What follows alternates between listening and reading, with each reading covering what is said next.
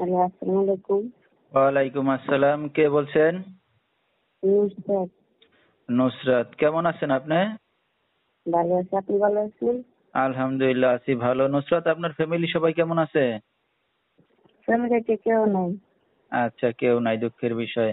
তো দর্শক, আজকে আমাদের মাঝে আছে নুসরাত। শুনবো তার জীবনের গল্পগুলো, আপনাদেরকেও শোনাবো। নুসরাতের সাথে আপনারা যোগাযোগ করতে পারবেন ফুল ভিডিওটি দেখলে। মোবাইল নাম্বার পেয়ে যাবেন, সরাসরি যোগাযোগ করতে পারবেন নুসরাতের সাথে। তো নুসরাত, দেশের বাড়ি কোথায় আপনার? চাঁদপুর বললে।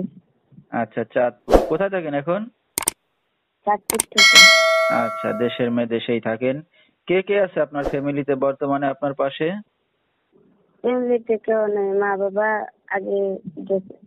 বাবা মারা গেছে, মা আগে বিয়ে বসে চলে গেছে। এরপরে দাদির কাছে থাকতাম। আচ্ছা আচ্ছা 2 মাস হলো দাদি মারা গেছে। আমি বর্তমানে চাচা শাশুড়ির কাছে আছি। তাও চাচি মানে চাচারে করতেছে, মানে বাড়ি থেকে বাইর করে দেওয়া লাগে। আচ্ছা। মানে তো অনেক কষ্ট, তাই মিডিয়ার সামনে আসি। তো আপনার আর কোনো ভাই বোন আছে নুসরাত? না, কোনো ভাই বোন নেই। আহ, সব দিক দিয়ে আপনার দুঃখ। বাবা মা নেই, দাদিও মারা গেছে, চাচা চাচিও এখন দেখতে পারতেছে না। তো আপনি লেখাপড়া কত দূর করছেন নুসরাত? 5 পর্যন্ত। 5 পর্যন্ত। এরপরে লেখাপড়া করতে পারেন নাই।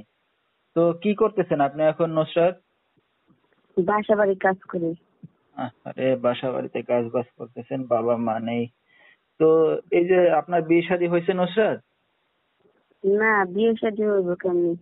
কেউ পাশে থাকলে না বিয়ে শাদী দিতে। আমার তো কোনো আত্মীয় স্বজন নেই। যারা চাচা চাচি আছে তারাও এখন বাইর করে দিতেছে বাড়ির থেকে। এখন অনেক কষ্ট, তাই মিডিয়ার সামনে আছি।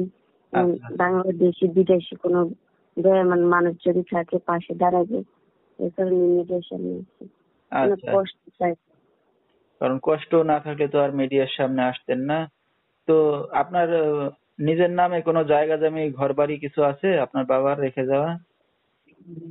সব নিয়ে গেছে চাচা চাচি। আচ্ছা। তো আপনার দাদু মারা হ্যাঁ, বলেন। দাদু মারা যাওয়ার পরে সব নিয়ে গেছে। তো নুসরাত, আপনার কি বিয়ে শাদী হয়েছে আগে পরে? না, বিয়ে শাদী হয় নাই। তো এই যে একটা যদি অবিবাহিত। হতো তাহলে তার নিজের সামনে যাইতাম। আচ্ছা আচ্ছা। তো বিয়ে শাদী তো এখনো হয় নাই নুসরাত, বিয়ে শাদীর বয়স তো হয়েছে নাকি? জি, 18 বছর মনে হয় 6 মাস চলতেছে। আচ্ছা, ভালো কথা, 18 বছরের উপর হয়ে গেছে। তো এখন এই যে আপনি মিডিয়ার সামনে আসছেন, একটা ভালো মনের মানুষের সন্ধানে। জি, দেশি হোক এবং বাংলাদেশি হোক বিদেশি হোক কোনো সমস্যা নেই। খালি ভালো মনের মানুষ হলেই চলবে।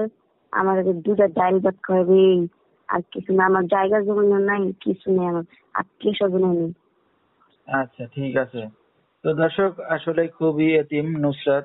যেহেতু বাবা মা নেই, এখন আশ্রয় থাকতে সেটা এখন নাই পর্যায়ে, যেহেতু চাচাচাচি তারা এখন বের করে দেবে। তো তাকে দেখার মতো এখন কেউই নেই, অনেক কষ্টে পড়ে আসছে মিডিয়ার সামনে। তো নুসরাত, এখন কোন দর্শক ভাই যদি আপনার সাথে যোগাযোগ করতে চায় কিভাবে করবে? নাম্বারের মাধ্যমে যোগাযোগ করবে। আচ্ছা, আপনার আমার ফোন ফোন আছে আপনার?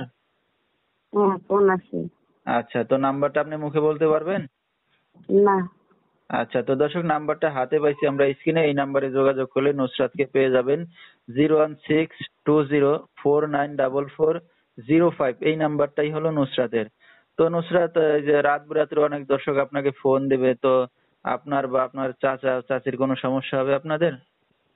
না, কোনো সমস্যা হবে না। আমি তো তাদের বাসায় থাকি না, একটা বান্ধবীর বাসায় থাকি এখন। আচ্ছা আচ্ছা, তাহলে তো কোনো সমস্যাই নেই। তো আমরা অনুষ্ঠানের একবারে শেষ পর্যায়ে নুসরাত, আপনার কিছু বলার আছে? আছে, হ্যাঁ। আমার মানে কোনো কেউ যেন খারাপ কমেন্ট না করে, বাজে কথা না বলে। সবারই মা বোন আছে, আমার কেউ নাই। আমি এতিম মানুষ, অনেক কষ্ট।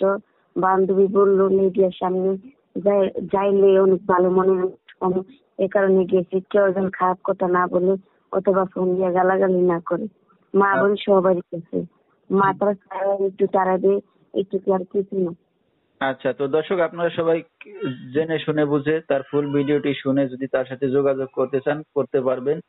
ভিডিওতে নাম্বারটা দিয়ে দেওয়া থাকবে। সবাই ভালো থাকবেন, সুস্থ থাকবেন। আসসালামু আলাইকুম।